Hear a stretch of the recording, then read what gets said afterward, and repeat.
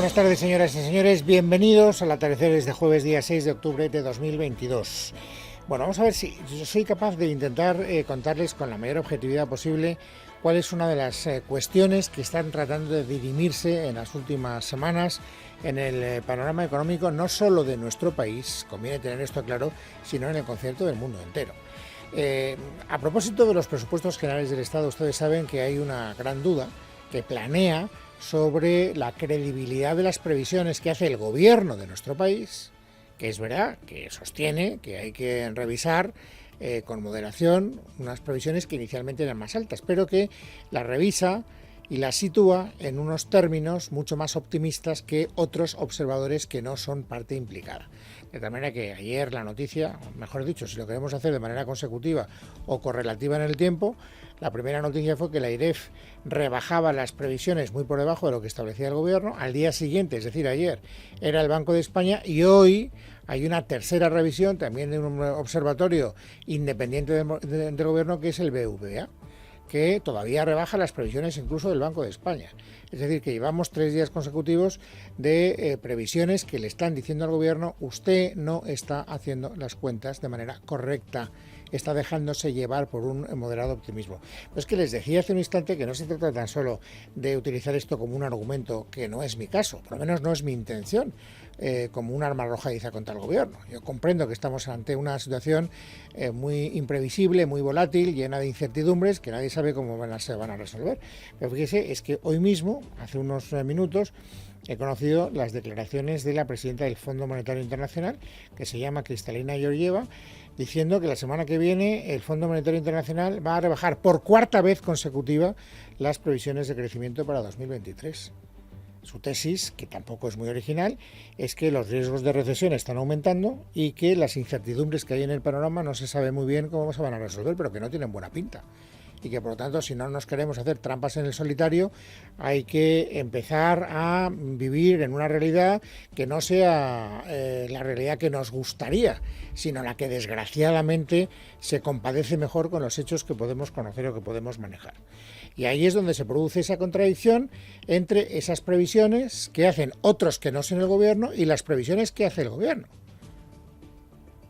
Empecemos por las segundas, que es noticia. Tercer día consecutivo, se lo decía hace un instante. Antes de ayer fue la AIREF, ayer fue el Banco de España y hoy es la Fundación BBVA. Verónica Jorro. Buenas tardes. Son 4 décimas menos que lo vaticinado ayer por el Banco de España y 1,2% menos que la previsión del Gobierno. La causa, el alza de los precios y la subida de los tipos de interés de los bancos centrales. El BBVA asegura que la economía española se aceleró en el segundo trimestre de este año, pero pronostica un estancamiento durante los próximos meses como consecuencia de la pérdida de poder adquisitivo. Rafael Domènech es el responsable de análisis económico del BBVA.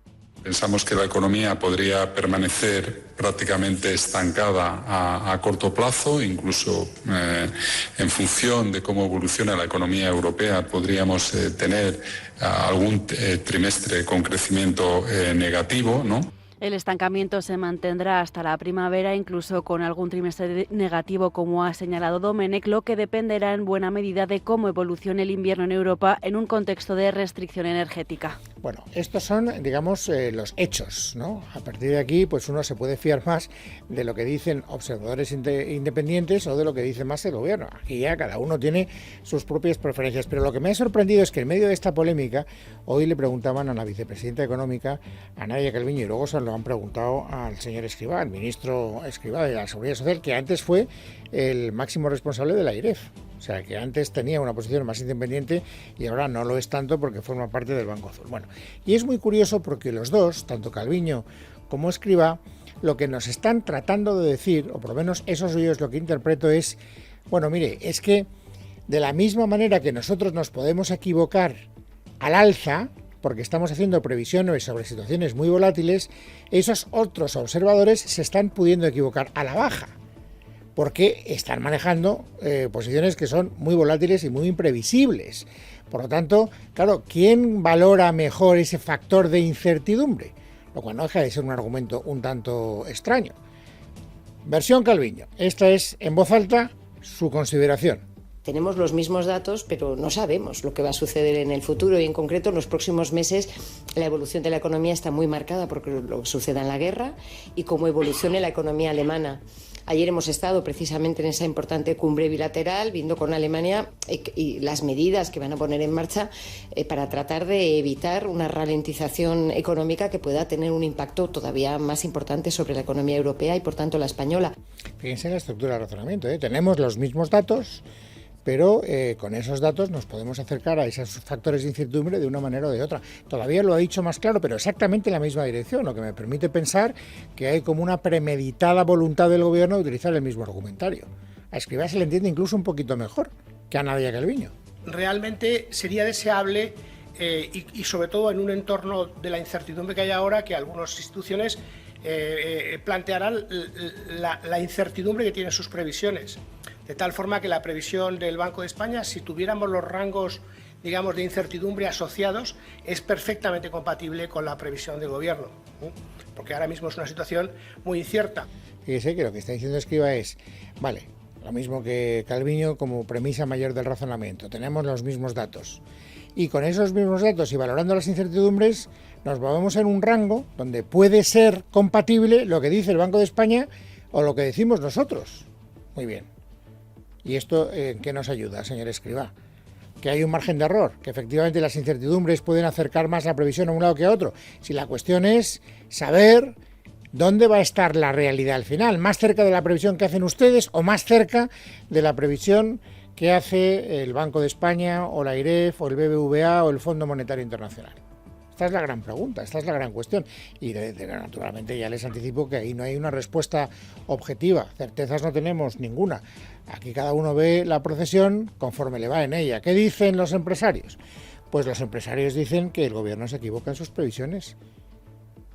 Que se equivoca al no atender otras previsiones que están mejor hechas que las del gobierno y que por lo tanto todos los presupuestos son una gran mentira.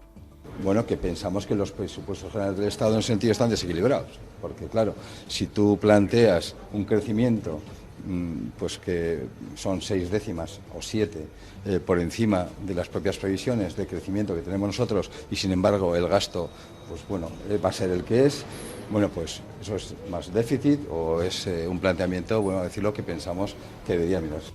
Es el señor Garamendi, que no lo ha dicho el presidente de la patronal. Ellos dicen sus propias previsiones, es decir, que ellos deben tener previsiones que han hecho los empresarios españoles que están más de acuerdo con las previsiones del Banco de España, de la AIREF, del BBVA o incluso, insisto, del Fondo Monetario Internacional. Si escuchamos al gobierno, sin embargo, nos vemos que su interpretación sería incoherente que no fuera así, yo lo reconozco. Pero había hablado el presidente del gobierno de los presupuestos. Él considera que están bien hechos, que parten de premisas fiables y que además van a ser la medicina que nos saque de la situación en la que nos encontramos. Hoy en las Cortes Generales estamos presentando ante la Cámara unos presupuestos generales muy importantes para la economía y para la clase media y los trabajadores y trabajadoras de nuestro país.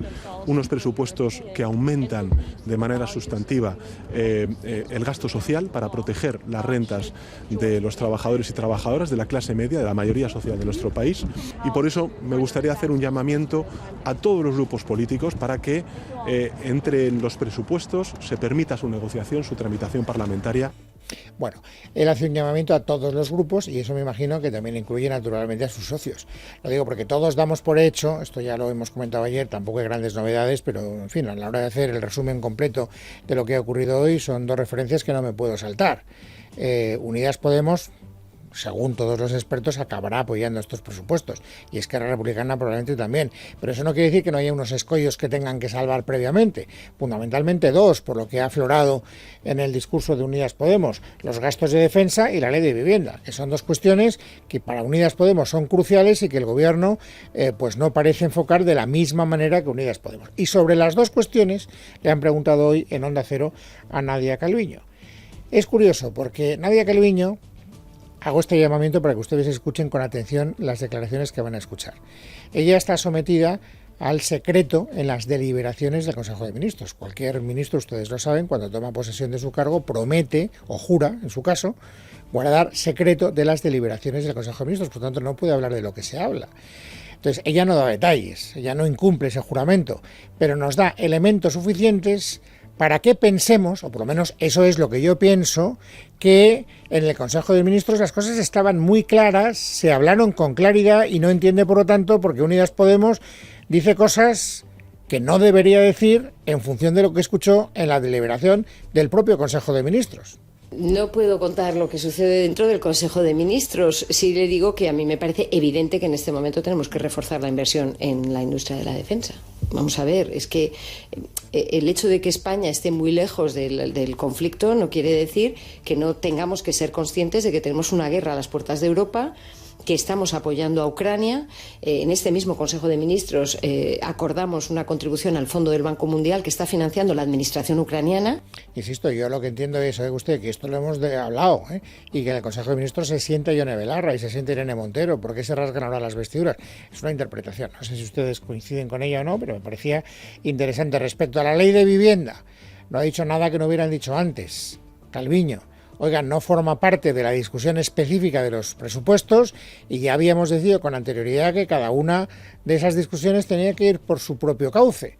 No confundamos ahora ni temporalmente ni temáticamente las cuestiones que no tienen nada que ver entre sí.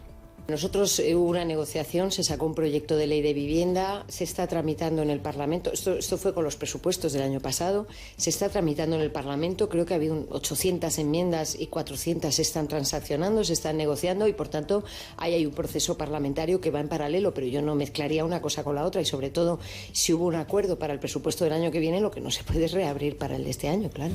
Bueno, por cierto que hoy es un día especialmente interesante para empezar a medir el verdadero estado de la cuestión en las relaciones bilaterales entre el Partido Socialista y Unidas Podemos. Eso lo comentaremos después, pero hoy empieza la tramitación de 3 leyes, la ley trans, la ley del aborto y la ley de bienestar animal, que están enfrentando de una manera muy poderosa las posiciones de unos y de otros.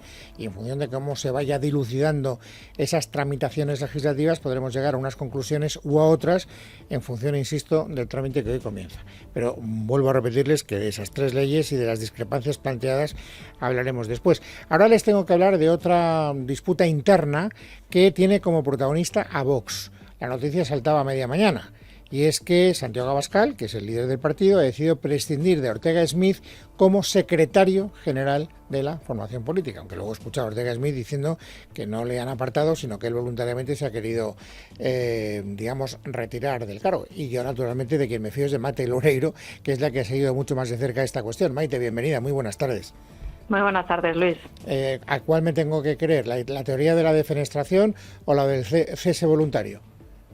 Bueno, es difícil saber exactamente los motivos por los que se le aparta, pero yo te puedo dar algunas claves y ya los oyentes pueden interpretar qué es lo que ha ocurrido ahora mismo. Su salida se produce en un momento muy importante, clave para el partido, que es la elaboración de las listas de cara a las municipales y autonómicas del mes de mayo, con lo cual su salida implica que ya esa configuración de candidaturas no pasa por sus manos. Es cierto que con la reforma estatutaria reciente que se aprobó en el mes de febrero, lo que ocurría con las candidaturas es que, o lo que ocurre ahora mismo, es que los comités provinciales proponen a sus candidatos, se eleva al Comité Ejecutivo Nacional, donde recordamos el secretario general hasta ahora era Javier Ortega Smith, que tenía muchísimo poder de decisión en esas candidaturas y ahora se aparta, queda en ese caso relegado. Esto ocurre precisamente cuando ya había un creciente malestar o críticas internas, sobre todo a nivel territorial, después precisamente de esa reforma estatutaria. Algunos hablaban de falta de democracia interna y sobre todo también por la gestión de determinados asuntos a nivel provincial, incluida esa salida tan polémica de Macarena Olona y esa crisis interna que habría provocado, que en el partido insisten en negar, pero que es evidente que ha tenido repercusiones. No sabemos si esa decisión de apartar a Javier Ortega Smith ha tenido que estar directamente relacionada con ella, pero los hechos o los acontecimientos son esos. Además, se produce precisamente en la semana en la que el partido celebra por todo lo alto ese festejo de Viva. Es decir, que es importante porque esto desvía la atención de lo que va a ocurrir el próximo fin de semana. Ya hemos visto todo tipo de interpretaciones sobre por qué sale Javier Ortega Smith de la Secretaría General, por qué se le aparta de un cargo tan relevante, se le nombra como vicepresidente, que es un cargo que si no es político, como en el caso de Jorge Buxadé, pues ahora mismo no tiene funciones propiamente asignadas. De hecho, en la propia web no se sabe exactamente qué área va a ocupar. Sustituye en la vicepresidencia, en la tercera que había, a Víctor González, que era el vicepresidente económico, pero como digo, todavía no sabemos exactamente cuáles son esas funciones de vicepresidente. Ante todas esas interpretaciones políticas de que se le aparta por malestar, por incendios a nivel territorial y demás, el propio Javier Ortega Smith salía en los paseos del Congreso a responder a la prensa y asegurar que la decisión partía de sí mismo, que había sido él quien se lo había pedido a Santiago Abascal para centrarse en la candidatura a la alcaldía de Madrid. Vamos a escucharle. Como ustedes saben, soy portavoz del grupo municipal. He decidido, y así se lo he pedido al presidente, una vez que me ha propuesto ser candidato, renunciar a la Secretaría General, que lógicamente absorbe un tiempo importante en la estructuración y formación del propio partido por el resto de España, para poderme centrar todo el tiempo posible en las elecciones a la alcaldía de Madrid.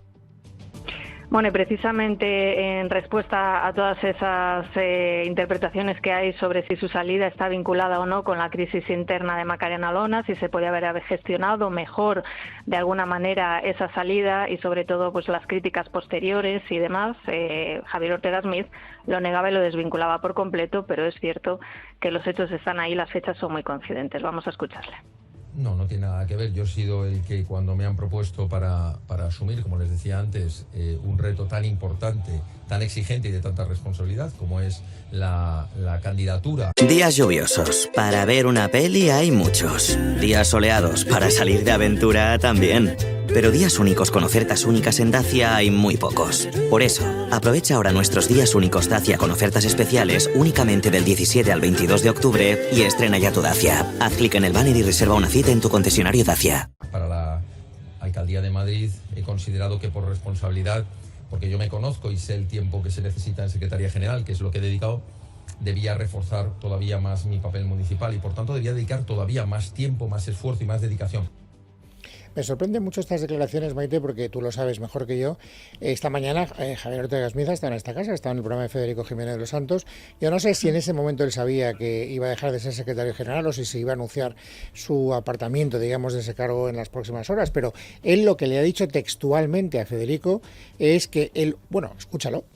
Seré candidato a la alcaldía y además estaré encantado de serlo para pelear por todas estas cuestiones si el Comité Ejecutivo Nacional, que es el único órgano del partido que tiene competencia, según el artículo 24 de estatutos, para decidir quién es candidato desde un pequeño pueblo hasta el Congreso de los Diputados, así lo decide. Yo le he trasladado al presidente mi disponibilidad. Y sin embargo, después de decir eso, muy pocas horas después, dice lo que tú nos contabas hace un instante. Es decir, que para tener tiempo y de ocuparse a un cargo para el cual todavía no ha sido designado por el Comité Ejecutivo de su partido, necesita más tiempo. Explícame esa contradicción, si es que puedes.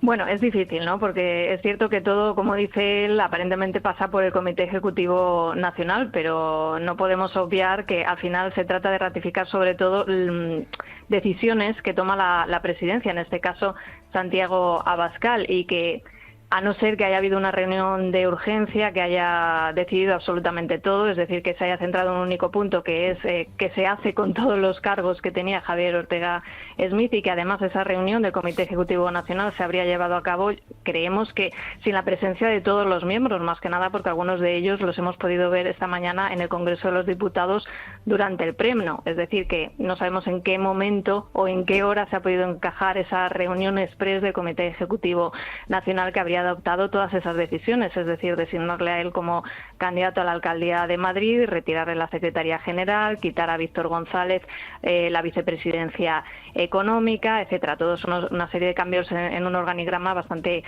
complejos. Pero recordamos, Luis, también que es algo pues similar a lo que ocurrió ya con el caso de Macarena Olona, ¿no? Donde Santiago Abascal pues la UPO confirmó esa candidatura que ya llevaba tiempo pues en el aire, que iba a ser candidata a Andalucía. Lo hizo antes de esa reunión del Comité Ejecutivo Nacional, que 24 horas después se producía y ratificaba esa candidatura. Gracias, Maite. Estaremos atentos a la resaca que pueda producir esta destitución o este relevo, llamémosle como ellos prefieran. Un saludo muy cordial y hasta la próxima. Hasta la próxima, gracias, Luis. Bueno, tenemos que seguir hablando de Vox, sin embargo, porque fíjese, hoy se ha producido en la Asamblea de Madrid una especialmente revuelta sesión como consecuencia de una iniciativa de Vox. Ustedes recordarán, lo digo para contextualizar lo que ha ocurrido en la Asamblea, que después de la pandemia la izquierda, que se asienta en la Asamblea Regional, en el Parlamento madrileño, pidió una comisión de investigación para ver qué es lo que había pasado en las residencias de mayores durante los peores momentos del COVID. Lo que querían era depurar responsabilidades. Y esa comisión no salió adelante porque se opusieron los votos del Partido Popular y de Vox. Sin embargo, ahora resulta que Vox pide una no comisión de investigación, sino comisión de estudio de las residencias. Lo que dice Vox es, hombre, vamos a ver cómo podemos mejorar el funcionamiento. Ya nos olvidamos de depurar responsabilidades, pero vamos a ver si las cosas se pueden mejorar. Y eso al Partido Popular le ha sentado a cuerno quemado, hasta tal punto de que la sesión de hoy ha sido especialmente bulliciosa. Paloma Cuevas. Tremendo revuelo. La semilla la puso Vox el pasado martes con su petición de una comisión de estudios sobre la residencia. Rocío Monasterio ha insistido en ella y ha provocado el enfado de Isabel Díaz Ayuso. Ustedes en la mesa no votaron en contra de esta comisión de estudio. Trabajemos juntos, no se sienta usted atacada y mejoraremos la vida de los madrileños. ¿Pueden saber cómo se ponen de la mano de la izquierda para hacer semejante despropósito? Miren, esta vida, además de ser firme y tener valor, hay que tener principios. Se tienen que replantear esa comisión. Minutos después, la portavoz de Más Madrid, Mónica García, y el del PSOE, Juan Lobato, exigían el cese del consejero portavoz Enrique Osorio por lo que dijo ayer de que las familias lo habían superado. Cese a su viceconsejero, a su vicepresidente, por esas declaraciones miserables. Que pida disculpas y que abandone el gobierno de Madrid. ¿A quién apoya? ¿A su vicepresidente o a los familiares de las víctimas en la residencia? Y en el turno de respuesta de Enrique Osorio ha habido gritos de dimisión provocando la intervención de la presidenta de la Asamblea, Eugenia Carballedo. Señora García, por favor, le ruego controle a su grupo parlamentario. Esto es inadmisible. Es una vergüenza para el pueblo de Madrid al que representamos. Finalmente Osorio lograba contestar.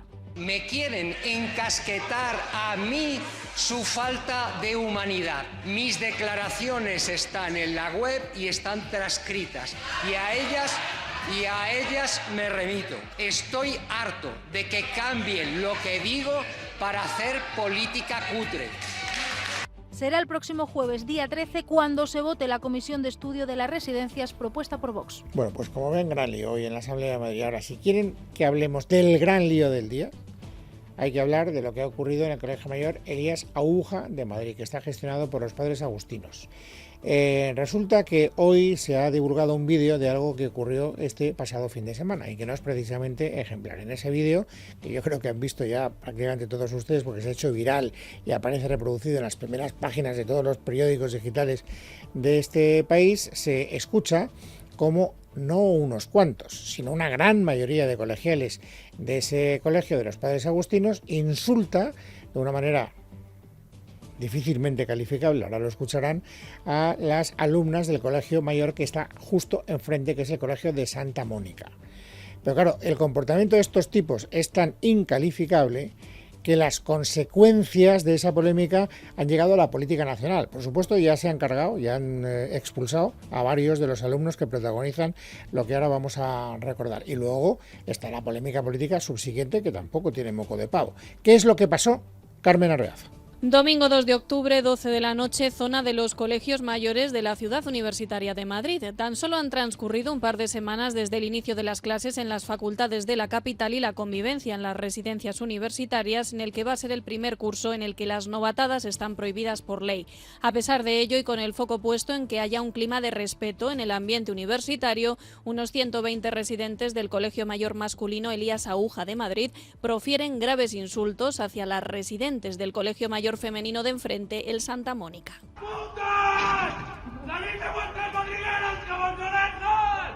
¡Sois unos putos ninfómanos! ¡Os prometo que vais a apoyar todas en la capea! ¡Vamos, Aúja! Una performance organizada a través de las ventanas de sus habitaciones en la que los colegiales gritan improperios machistas a las jóvenes, escena que una de ellas graba y difunde a través de su cuenta de la red social TikTok. El vídeo se ha hecho viral en redes sociales y ha situado en el ojo del huracán a los colegiales, pero también a los responsables del Elías Aúja. Hoy el director del Colegio Mayor, Antonio García, pedía disculpas en la cadena SER y se justificaba explicando cómo intentó frenar el suceso. Isofacto que oímos los gritos, el vigilante de noche y yo mismo salimos a pararlo. Pero claro, la grabación, como verás, es al principio, no nos dio tiempo a llegar. O sea, en absoluto lo íbamos a permitir y ahí que fuimos, ¿eh?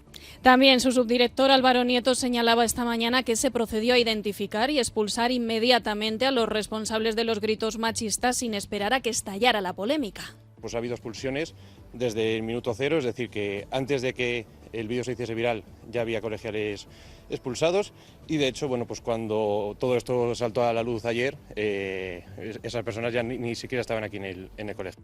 Sin embargo, un portavoz de los colegiales, del Elías Aúja, también comparecía esta mañana ante los medios de comunicación y reconocía que no era la primera vez que hacían algo similar a lo del pasado domingo y afirmaba además que las colegiales del Santa Mónica no estaban molestas. Sí que había ocurrido en ocasiones anteriores, pero no de la misma forma, sin insultos, principalmente. Al principio no se lo tomaron mal, ellas saben que en ningún momento había una mala intención detrás de ello. Sí que es verdad que ha sido una broma que se ha salido de madre, pero en ningún momento se lo han tomado mal. De momento, varios colegiales del Elías Aúja, sin concretar cuántos, habrían sido expulsados y al resto se les aplicará el reglamento del Colegio Mayor, como señalaba esta mañana su director en la cadena SER. Vamos a aplicar con contundencia el régimen disciplinario del Colegio Mayor. Y, en segundo lugar, van a escribir una carta pública a las colegialas y a la dirección del Colegio Mayor de Santa Mónica pidiendo disculpas. En tercer lugar, hemos pensado hacer una especie de ciclo de conferencias en donde profesionales vengan a hablarles de esta cuestión, de que les sensibilicen de cómo tiene que ser su forma de actuar en una sociedad española, democrática, occidental, ¿no? Y en cuarto lugar, van a hacer un voluntariado. Bueno, aquí tenemos mucho voluntariado, pero bueno, todos los implicados van a hacer un voluntariado para ayudar a aquellas personas o colectivos que en Madrid estén sufriendo. Desde la Comunidad de Madrid también se ha trasladado su rechazo y condena ante este vídeo viral que han calificado de expresión del más reprochable y atávico machismo. Desde la comunidad, desde la alcaldía, porque uno de los que han reaccionado ha sido Almeida. Ha habido reacciones, como les decía antes, en la política nacional, y yo las podría agrupar en dos bloques. Aquellos que han querido circunscribir lo ocurrido al ámbito universitario, al ámbito de este colegio en concreto, sin llegar más allá, caso de Almeida, o caso también, por ejemplo, de Inés Arrimadas, pero el alcalde de Madrid, escúchenlo, desde luego descalifica lo que ha ocurrido, pero no lo saca de su ámbito. Deberían pedir disculpas todos los que participaron en ese acto lamentable que fue incitar a mantener relaciones sexuales de la forma en que lo hicieron desde el Colegio Mayor Elías Aúja, y la mejor prueba de arrepentimiento, en mi opinión, también debería ser que suspendan esa capea que anuncian en el vídeo. Pero ahí se acaba el asunto, es decir, todo se queda en el ámbito del Colegio Mayor y de los energúmenos que han protagonizado este mal ejemplo. Sin embargo, hay otros políticos de la izquierda, en este caso, empezando por el presidente del Gobierno, que sí que lo quieren sacar del ámbito. El presidente del Gobierno hace un llamamiento a todos los partidos políticos y a los medios de comunicación para que entre todos moderemos este tipo de comportamientos, etcétera. Bien, no deja de ser una reflexión que es tan general que no, bien, pues no me parece mal. Hay que decir, pues fenomenal, todos deberíamos contribuir a que este tipo de cosas no ocurrieran. Pero la reacción más llamativa es la de Jaume Asens, Unidas Podemos, porque como Pedro Sánchez saca este incidente del ámbito universitario y apela a los partidos, pero no apela a los partidos en plural, no, a uno en particular, al que además responsabiliza de lo que ha ocurrido. Creo que tiene que ver pues con ese machismo que partidos como Vox difunden desde sus tribunas, y que eso llega a nuestros jóvenes. Yo quiero apuntar especialmente a Vox, porque Vox lleva tiempo haciendo discursos de degradación a las mujeres, de machismo evidente. Jueves 6 de octubre de 2022, vamos amigos ahora a completar el paisaje informativo sobresaliente del día. Carmen Arreaza, bienvenida de nuevo, buenas tardes. ¿Qué tal, Luis? Buenas tardes. El presidente del Gobierno, Pedro Sánchez, ha celebrado este jueves que la presidenta de la Comisión Europea, Ursula von der Leyen, plantea algunas de las medidas que la ha reclamado para hacer frente a la crisis energética derivada de la guerra en Ucrania. Un mensaje que ha enviado desde Praga, donde tiene lugar la primera reunión de la Comunidad Política Europea con países de fuera de la Unión y que Sánchez ha llamado a reforzar. Creo que es un paso muy importante en reforzar esa cooperación solidaria mucho más allá de la Unión Europea, con países con los que la Unión Europea mantiene unas relaciones desde hace muchos años. Y ayer miércoles la reunión de la Comisión Negociadora del Consejo General del Poder Judicial para renovar el Tribunal Constitucional terminaba de nuevo en fracaso. Para desencallarlo, los vocales progresistas estarían buscando, junto a Carlos Lesmes, un aliado entre los vocales conservadores. Miguel Ángel Pérez. Fuentes del CGPJ consultadas por Libertad Digital apuntan que no hay ninguna duda de que los vocales progresistas van a intentar tocar directamente a uno de los vocales conservadores. Según estas fuentes, necesitan a un conservador tránsfuga para sacar adelante la renovación del Tribunal Constitucional. Se espera, por tanto, que en las próximas horas se produzcan llamadas y cantos de sirena a los vocales conservadores. En la actualidad, el CGPJ se encuentra dividido en 3 bandos respecto a la renovación del Constitucional. El primer sector lo componen los 8 vocales conservadores que se resisten a los plazos impuestos por el Gobierno. Enfrente, los 8 vocales del sector progresista que pretenden renovar el TC cuanto antes. En medio se encuentran el presidente en funciones del CGPJ, Carlos Lesmes, y los vocales conservadores Venceslao Olea y Vicente Guilarte, que apoyarían la renovación junto a los progresistas. Para renovar el TC, los 8 vocales progresistas, junto a Lesmes, Olea y Guilarte, necesitarían convencer solo a un vocal conservador, ya que así reunirían los 12 votos necesarios para sacar adelante la renovación del Alto Tribunal. Gracias, Miguel Ángel. De hecho, este jueves en la cadena SER el ministro de Presidencia, Félix Bolaños, ha reclamado sosiego para que el CGPJ pueda cumplir con la ley y ha alejado el escenario de una renuncia de Lesmes. No tengo ninguna novedad. Lo que sí le digo es lo que repito casi desde hace 4 años, que estamos abiertos en cualquier momento, tendemos la mano al Partido Popular porque esta situación es insostenible. Entonces yo le pido al señor Feijóo que cambie un poco la línea del Partido Popular, porque tiene la misma que tenía el señor Casado, que nos sentemos cuanto antes, porque está teniendo ya daño reputacional para España fuera de nuestras fronteras. El que el señor Feijóo, con esta irresponsabilidad, lo que está haciendo es causando daño a la imagen de España. Y desde esta misma mañana los militantes de Juntos por Cataluña deciden su continuidad en el gobierno de la Generalitat. Ricardo González Mangas, buenas tardes. Sí, comienza hoy, buenas tardes, esta consulta telemática en el seno de Junts, con un partido roto entre los que quieren quedarse en la Generalitat y los que no. Casi 6.500 afiliados decidirán hoy el destino del Ejecutivo catalán en una votación comenzada esta noche y que terminará a las 17 horas de mañana viernes. Los resultados definitivos los conoceremos a lo largo del sábado. Eso sí, varios consejeros quieren quedarse dentro del gobierno, mientras la cúpula, Laura Borràs y Carles Puigdemont, abogan por salir de la coalición. El presidente de la autonomía catalana, Pere Aragonès, ha manifestado varias veces su deseo de que Junts siga en el poder. Más cosas. Francisco José Garzón, el maquinista del tren Alvia, en el que murieron 80 personas, ha pedido perdón a las víctimas durante su declaración en la segunda sesión del juicio por el accidente. Javier García, buenas tardes. Buenas tardes. Francisco José Garzón ha contestado únicamente a las preguntas que le ha realizado su abogado. Ha asegurado que cuando realizó las prácticas no las hizo por la vía en la que se produjo el accidente y ha reiterado en varias ocasiones que no había ninguna señal anterior a la curva que le indicase que tenía que reducir la velocidad de 200 a 80 km por hora, al tiempo que también ha asegurado que en caso de retrasos tienen que ir a la máxima velocidad permitida para cumplir con los horarios. También se ha referido a la llamada de su interventor justo antes del accidente y ha asegurado que perdió la orientación cuando le llamó. En sus últimas palabras, se ha desmoronado y ha pedido perdón a las víctimas. Lo que me reitero, lo que es eso, que la víctima quiere perdón, pero fue un accidente, no pude evitarlo. Por otra parte, la declaración del exalto cargo de Adif se ha pospuesto hasta el próximo jueves, día 13, para que pueda reponerse tras el golpe recibido ayer por el padre de una chica fallecida.